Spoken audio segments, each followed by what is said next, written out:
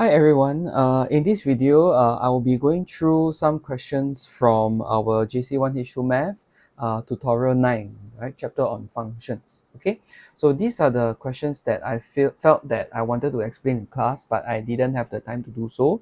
So hopefully this video will help you to understand what are my thinking process when I solve these kind of questions, on top of reading the solutions that are already uploaded in the Google Drive. Okay, so even though the solutions are already there, I will show you my thinking, and I will show you what's the strategy like to, or what's the concept like to solve behind these problems in section C. Okay, so without further ado, we are only going to talk about 5 problems over here.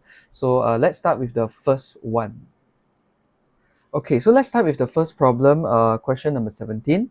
All right, so let's take a look and let's read this problem over here. We have a function f defined by this for x real number and x less than or equal to k. So take note over here, this is a modulus graph for quadratic function, and then we are taking the region where x is going to be less than or equal to k, right? So part 1, so find the greatest value of k such that f has an inverse. All right, so what does this mean is we want f to have an inverse, right? So low key what we want is actually f low key what we want is actually f is 1 to 1, right? So for f is 1 to 1, we need to check the graph of f and see roughly what we mean by that. Okay, so the first thing that we can do is we will need to check the graph over here, right? So roughly sketch out this graph, right? So technically speaking, right, if you notice this one over here, the coefficient of x squared is -2. So this original graph is actually like this, right? So this is the original graph, original quadratic graph. However, because of the modulus function, these parts are being flipped, right? Reflected vertically on the x-axis. So what we have over here is this new shape instead. Okay, now then the next question that we want to ask is, in order for f to be 1 to 1, right, we have to carry out the horizontal line test, correct? So if you put a horizontal line test over here, it will cut through at 2 points, right? If we put the horizontal line test here, it will cut through this one at 4 points. So means that we will need to restrict the domain, right? We need to restrict the domain such that we will get a 1 to 1 function, right? So which part of the graph that we do not want? Because we are looking at x less than k, right? So means that we are going to block off the right hand side part of the graph, right? So k will be until here. So we are only considering values of x all the way until k. Okay, so this is what we are going to do, right? So we're going to block from the right to the left, and what's the greatest value of k, right? So what's the greatest value of k such that f has an inverse? So which part of the graph that we're going to block? We're going to block off this whole chunk over here.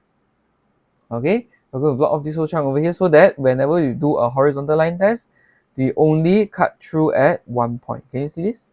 Okay, so this is what we mean. So because of this, right, the largest k would be -1 over here. Okay, so we have to block off until here. So beyond -1, we won't consider this part of the graph already. Okay, because, right, if you stop a little bit over here, right, if you do a horizontal line test, it cuts through twice over here, then f is not 1 to 1 already. Okay, so the largest k that we can take would be -1. Okay, let's go back up and see what is this. Using the value of k in part 1, find the inverse function f inverse. Okay, now especially for modulus graph, we have to pay a little bit attention. Okay, so what we're going to do is we have to consider the branch that we are going to take. Okay, so if you take note over here, this is what I wrote down. Okay, so the original graph, right, is actually a negative graph. Okay, negative graph. Coefficient of x squared is -2 over here. However, because of the modulus, right, these two parts over here, right, we need to reflect them and write positive. Let's remember your chapter on transformation. How do we reflect the graph on y-axis? We just multiply everything with a negative 1. Okay, so what is going on is, so this part over here, right, we multiply everything by negative 1. So we are going to use this part because we are referring to this part of the graph. So we are going to use this equation to represent the fx. Okay, so this is the first explainer on why do we choose the left branch. Why do we choose this positive version instead of the original negative expression that we had earlier. Okay, so one more time. So for the modulus of this graph, of this expression, there's going to be a negative part, as in the original part, and there's going to be the opposite part, right? And then the opposite part is just a negative 1 multiple of the original expression. So we're going to choose this because this represents the left branch. Okay, so what we're going to do, the standard way to do, because this is quadratic, the only way to isolate x is to complete the square. So we complete the square, right? Completing the square, then make x the subject. Okay, now remember that when we unsquare this, we have a plus minus of square root this. Now the square root alone does not give plus minus. Is the process of unsquaring, only then we'll get a plus minus. Okay, now with this, right, I think we are ready to go a bit more. X will be equals to 1 over 4 plus this or minus that. Now take note that x is less than negative 1. Okay, so we're going to choose values that will probably give us less than negative 1. So 1 over 4 plus a positive number confirm won't be less than negative 1. So that's why we're going to take this instead. And last but not least, we will write down f inverse x equals 1 over 4 minus root of whatever that is. Okay, so this is the how do we go about solving for part 2. Okay, one more thing to take note also is that after this, right, are we done yet? Actually, we are not done yet. Okay, the fact that we are not done yet is because something is missing over here. Don't forget, every time when we have a function, there must be a rule and a domain. So what's the domain of f inverse? The domain of f inverse is actually x more than 0. Okay, domain of f inverse equals to range of f. Where do we get range of f again? Okay, so over here, this is going to be the domain of f. Over here, this is going to be the range of f, right? Starting from 0, going up. So over here, x more than or equal to 0 is our domain of f inverse. Okay, so that's all for part 1 and part 2. Okay, so going back to our question over here, part 3. Sketch both f and f inverse on the same diagram. Is there any solution for fx equals to f inverse? Okay, so let's go to our drawing board. Right, so I think we have an axis here ready, right? So over here, take note when we want to draw f and f inverse, we are going to be reflecting along this line y equals to x because the x and y coordinates will swap. So it's as if the reflection is y equals to x. Okay, so what we're going to do is we're going to draw the graph of fx first, right? So borrowing what we draw earlier, right, revisiting part 1, this was the graph that we drew, correct? As in, more like this is the graph that we were considering, right? So moving down, what we have over here is we're going to draw this part of the graph. Okay, and where is this? This is at negative 1. Okay, so let us plot this carefully, or more like consider this part by part carefully. Okay, so what is happening is I want this point to be over here, right? So this point reflect perpendicularly. So you just take the perpendicular distance to the mirror and the perpendicular distance to this axis over here, right? This point would be perpendicular. Okay, one more time, let me draw properly. Perpendicular. The next one over here, also perpendicular should come here, right? Also perpendicular should come here, right? Over here should be here. So technically speaking, right, we should start from here and then we'll get somewhat a graph like this also. Okay, so the resulting graph, okay, so one more time, if you really cannot see, maybe this distance, okay, from here, here, okay, maybe this distance must equal, okay, this distance must equal until here, something like this. So can you see that roughly you will join this graph over here? Okay, so we're going to get this graph, and remember that because, right, can equal, so we are going to shape this part over here. So this graph over here is y equals to f inverse x. So it is literally the reflection onto this side. Okay, so this is for part 3. Now, and then they ask, are there any solution for fx equals to f inverse x? When they equal, when two graphs equal, they must intersect, correct? For this diagram over here, do they intersect? They do not. So instead, what is going on is, since there are no intersection point, there are no solution for fx equals to f inverse x. Okay, so that's part 3. Okay, so moving on to part 4. So we have another function over here, gx equals to e power negative x. Show that show that f inverse g exists. Find the range of this composite function. So what we're going to do is roughly sketch first. We're going to do g first, and then we're going to do f, correct? Sorry.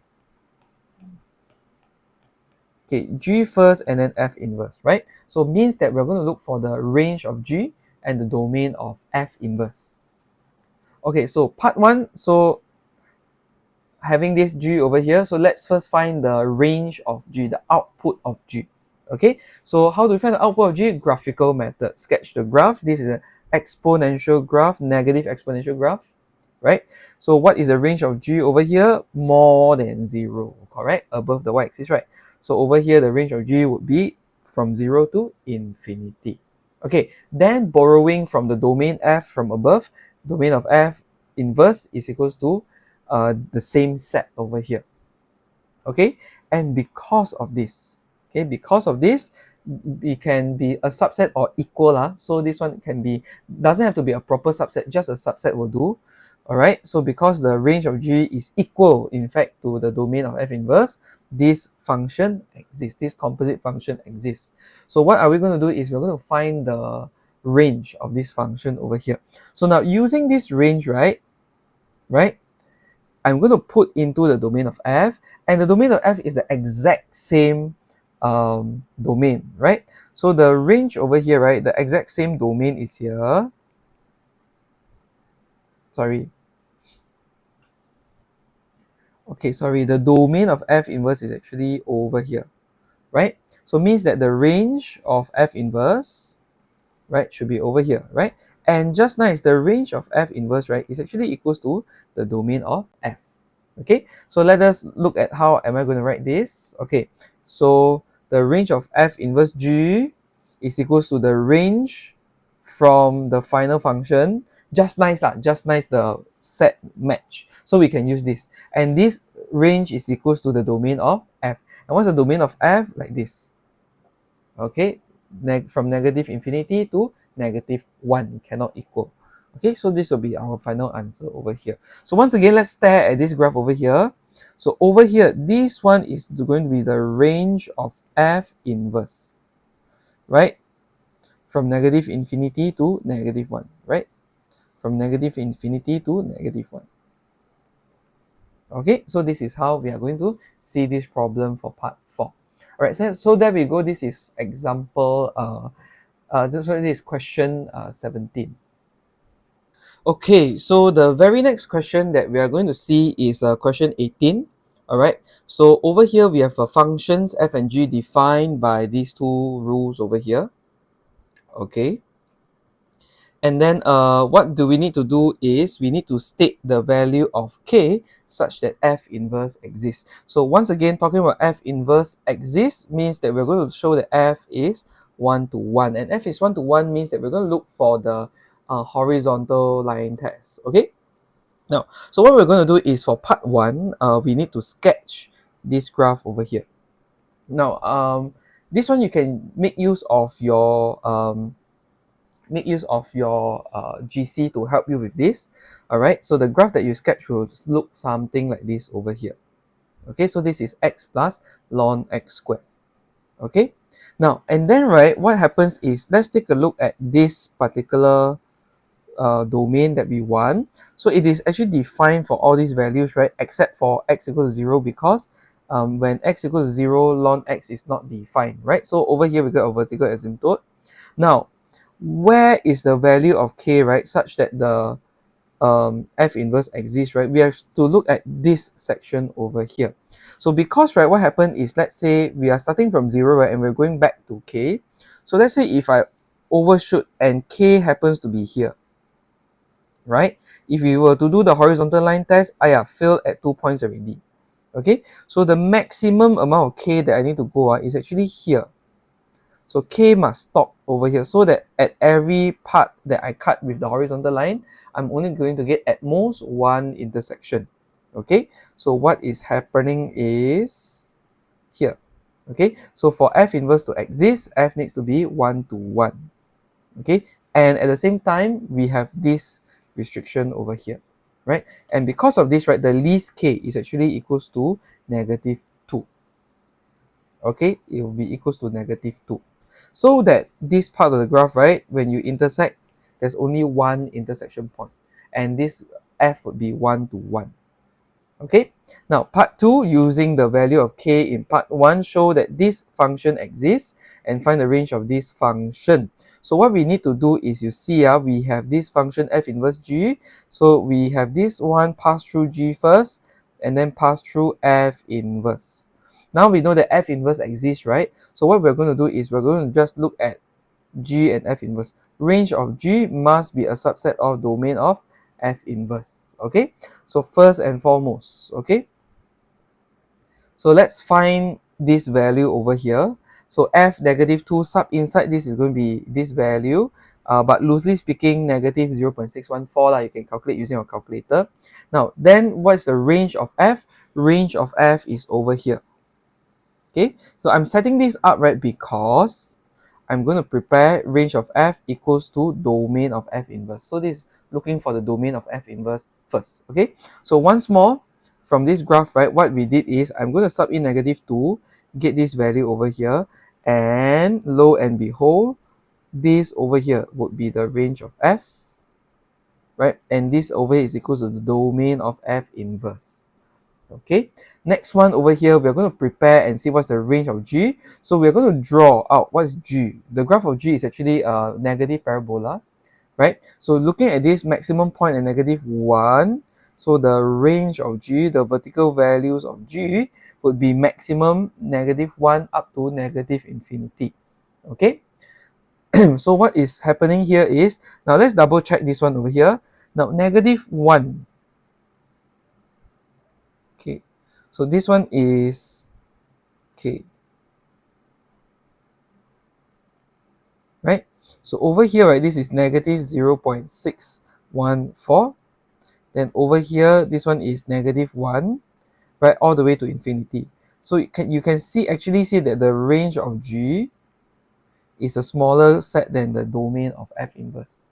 Okay, because the range of G starts from here, the domain of F inverse starts from here, somewhere up there. Okay, so this is a smaller set than the above, right?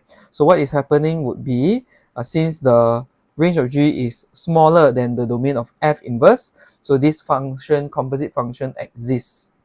Okay, and because of that, let's try to find the range. Okay, so over here, right, for G, right, we are going to start with the domain of G being all the real number, mapped to the range of G, which is actually over here.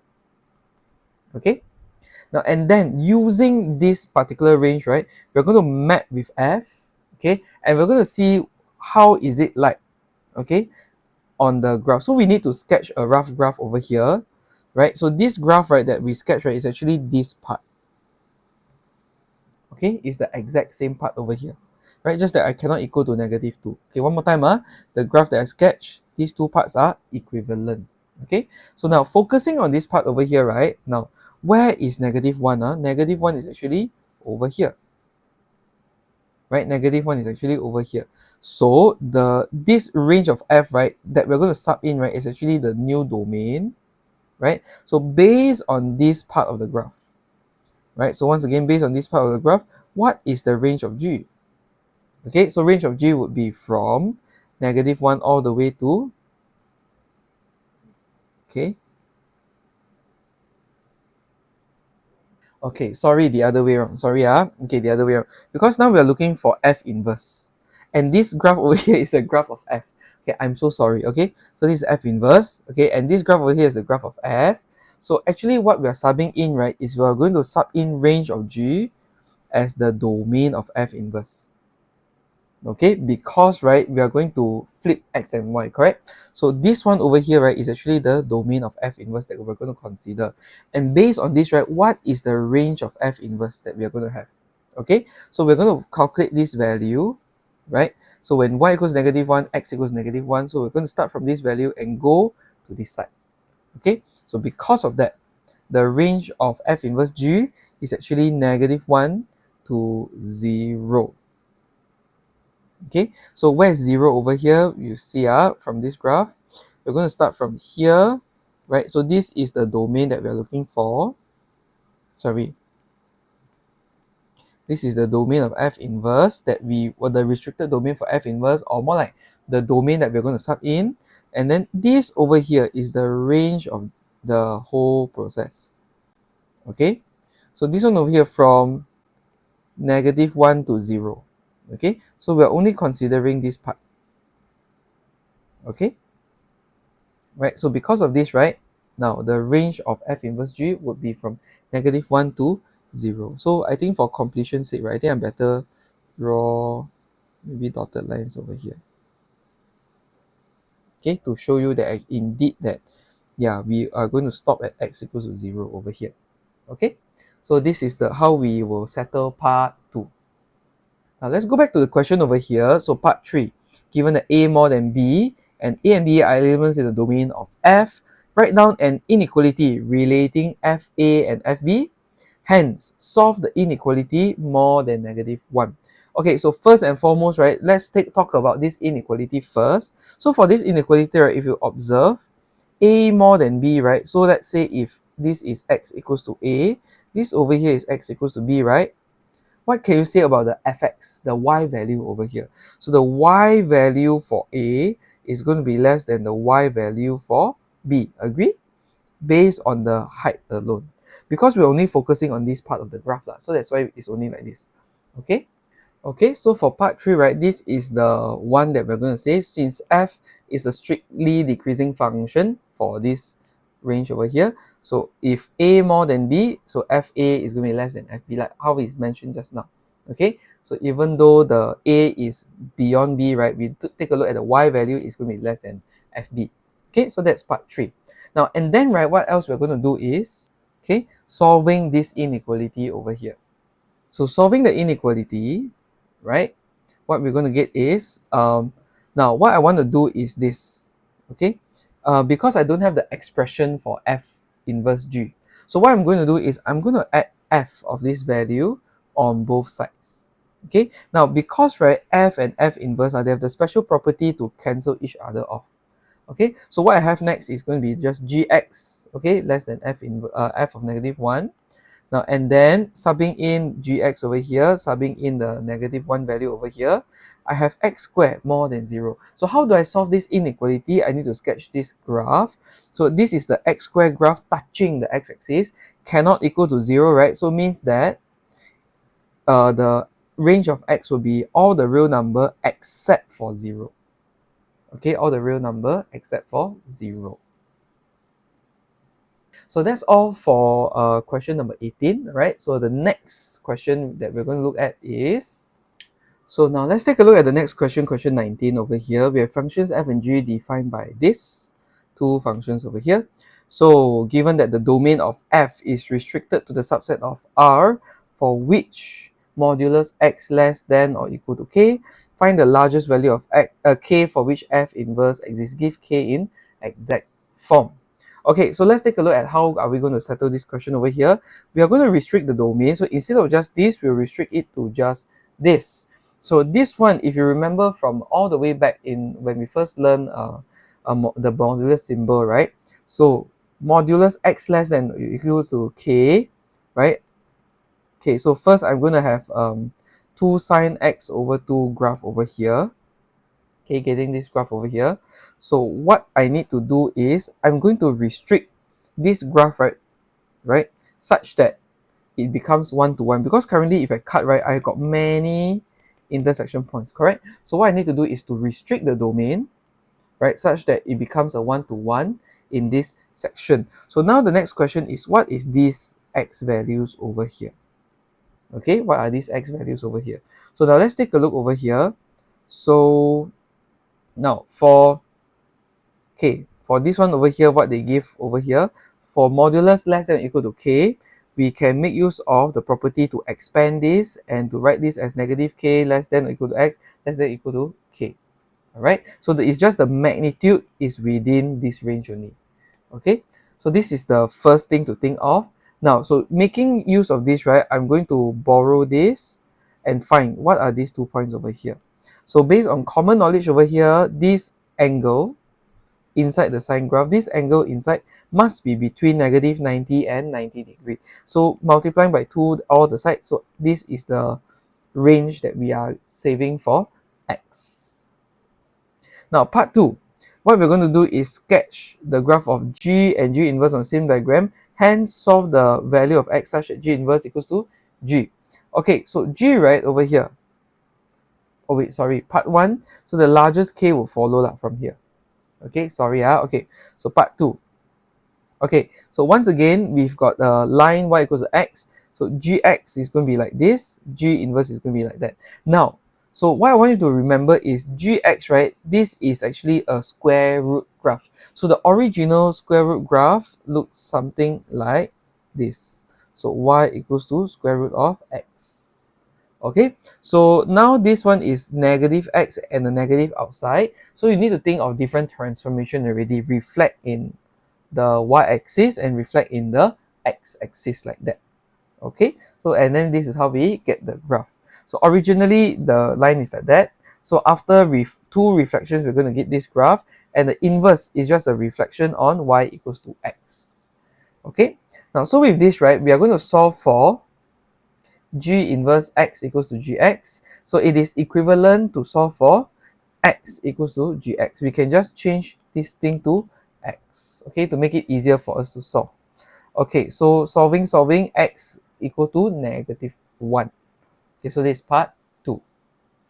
So part 3 over here, with the restricted domain of f in part 1, show that the composite function fg exists. Okay, so we're going to show that this exists. So composite function means range of g, domain of f.